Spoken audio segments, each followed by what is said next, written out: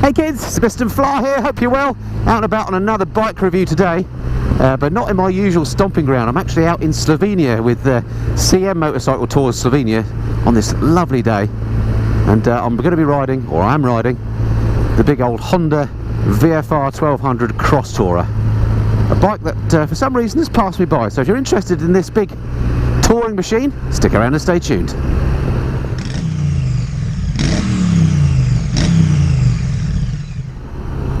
So the VFR1200 Crosstourer then that I've been riding today. I've not been riding it for long actually, I've only been on the bike for an hour or so, so this is very much my first impressions review, just to tell you my initial thoughts on the bike. Now the machine itself, as I say, it's sort of styled like a big traily type machine, but it doesn't have any off-road pretensions. It is really sort of an upright touring machine. This one's got this massive windscreen. I'm not sure what year this one is. I don't think the bike's changed that much since it was introduced back in, I think it was about 2012 when they first hit the market. It's based on the VFR1200, but as I say, there's a much more upright feel about it. So initial impressions: riding position, very comfortable. Reminds me very much of my own GS1200 actually. Handlebars are nice and wide, seat comfortable. My legs are a bit spread a bit wider apart, and I guess that's because this has got a V4 engine in it, which is physically wider, so it feels like physically quite a big bike. So if you're a big person, this bike would fit you well. I'm only 5'8", so sort of a medium small sort of person, and it is quite a big old beast for me to manhandle around. It has to be said, it's quite heavy as well. I'll do a walk around a bit later and talk you through the spec and all the details and show you the bike in a bit more detail. So comfort is all there. Look at these views here, absolutely stunning. And for this sort of riding, an all day long tour, I'm going to be doing several hundred miles on the bike here today, and this is absolutely perfect. Suspension on it is right in what I call the Goldilocks zone. It's not too hard, not too soft. Again, set up perfectly, it seems, for this sort of riding. The road surfaces here in Slovenia aren't great, it has to be said, and this is soaking up all the bumps, an absolute treat. The engine is nice and smooth, but it has got a bit of V4 character, which I like about it, and it sounds really nice. And it's got loads of go as well, if you want to, as you'd expect. The big engine on here has plenty of torque, so you can ride it lazily as we are today. It is quite a heavy bike though, and it feels quite heavy on the corners, so you know, a bit of a hairpin here. And I am having to sort of manhandle it around a little bit. This isn't the sort of bike that you'd want to buy as your first big bike, for sure.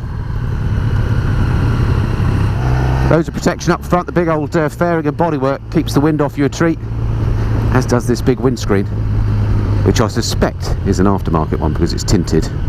So unfortunately I can't tell you what the original windscreen is, but this particular one works a treat. I'm not in any turbulent airflow at all.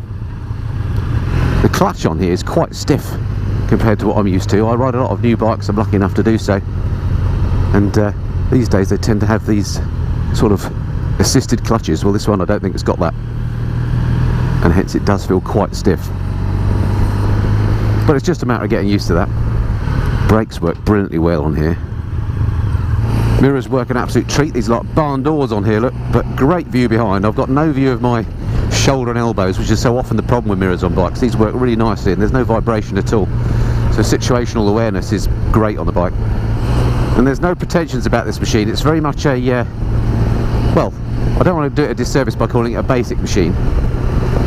But as I say, it has been on the market for a while and not significantly updated, so it hasn't got all sorts of clever things like, you know, lean angle sensitive traction control and all that.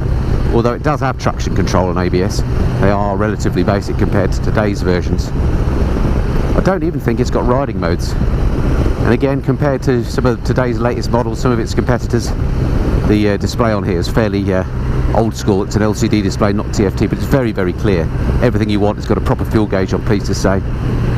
Temperature gauge on there as well as a gear position indicator, outside air temperature gauge. Everything that you need to see is there, which I like. Switch gear on here, very positive to feel. Again, nothing complicated, very straightforward and easy to ride. Pretty non-intimidating bike. It's it falls into my category of honest motorcycles, this. Not notice any significant vibrations as well, mostly thanks to that 4-cylinder engine. So let's just take you back to the hotel now, and I'll show you over the bike and I'll talk you through the spec in the usual way.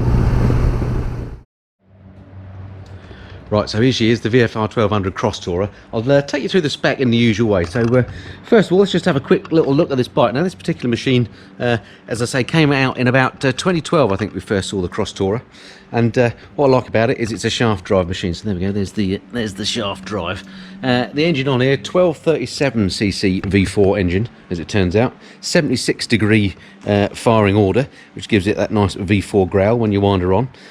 Power-wise, puts out 127 brake horsepower, so very similar to things like the BMW GS, for example. That's 95 kilowatts if you work in the new money, and that's at 7,750 RPM. In terms of torque, 126 newton meters of torque at 6,500 RPM. Brakes on the front, these got dual 310mm discs on here, together with 3-pot calipers, rather unusually. These are Nissin calipers on here, as you can see. And then on the rear, we've got a single disc. If we come around here, this is a 276 with a 2-pot Nissin caliper, and they work absolutely beautifully. The suspension on the front is, if I come around here, 43mm inverted fork on here, with hydraulic damping, preload and rebound adjustment as well. Pretty fancy looking bit of kit. And around the end, or the back end, it's something that Honda call Pro Link with gas charged damper. Let's see if we can find the there we go, and there's the remote adjuster for that as well. Seat height on here, very reasonable, 850mm. I'm 5'8" and I can get my feet, well, to be honest, I'm on tiptoes, but it doesn't feel ponderous or anything like that. It doesn't feel like you're going to drop it. Although the weight on this is very heavy. Believe it or not, the curb weight of this, so with fuel, I think that's like 80% fuel, is 287 kilograms. That makes it a very heavy old bike indeed. And I'll be lying to say that you don't feel the weight. Compared to riding a GS, I find it quite a heavy machine. But as in all bikes, once they're up and running, you're fine. It's just when you come to a stop that you can feel that weight. Tank capacity on this, pretty good, 21.5 litres in here, which is about what you'd expect of this sort of touring bike. It's quite thirsty though, and this has got ABS and traction control, and that's about it for the electronics. It's a sort of well, it'd be doing it a disservice to call it a basic bike, but it's you know, it's not the most high tech of, you know, current bikes that you can get. And in terms of price, according to the Honda website, these start at 11,499. So price wise, quite a lot of bike for the money actually. If you know, if you're into the big traily adventure bike type market, then definitely worth looking at one of these. What else can I say on it? It's got an adjustable windscreen. This is obviously an aftermarket one on here, a Puig one. What else can I tell you? Comes in various colours, black, two-tone, red, white, depending on the variant. You can get a DCT version, which is the clever dual clutch transmission, so automatic basically, which I think I'd probably go for. And there we go. So that's it, pretty much. That's the spec of the Crosstourer 1200. Alrighty, let's get back on it then. Back to the bike. So there we are. That's the VFR 1200 Crosstourer, Honda's big old adventure machine. If you want a no-frills touring bike that's good value for money, then this is definitely one to consider. There's no doubt, you know, current, more up-to-date offerings do offer more in terms of technology and electronics, but if you're not bothered about that sort of thing, and you just want, you know, that legendary Honda reliability, a bike that's going to run all day long, feel like a quality machine, not let you down, and be comfortable, and at a good price, then this definitely should be in your mix of bikes to check out. Much underrated this. I don't know why I haven't ridden it before. So I must just say thank you to Momo for letting me borrow his bike. This is actually his personal bike. It's great to ride a bike that's not a brand new one for a change. Often I get asked when you're going to ride some second-hand bikes. So there you go, there's one for that in that category. Hope you've enjoyed the review.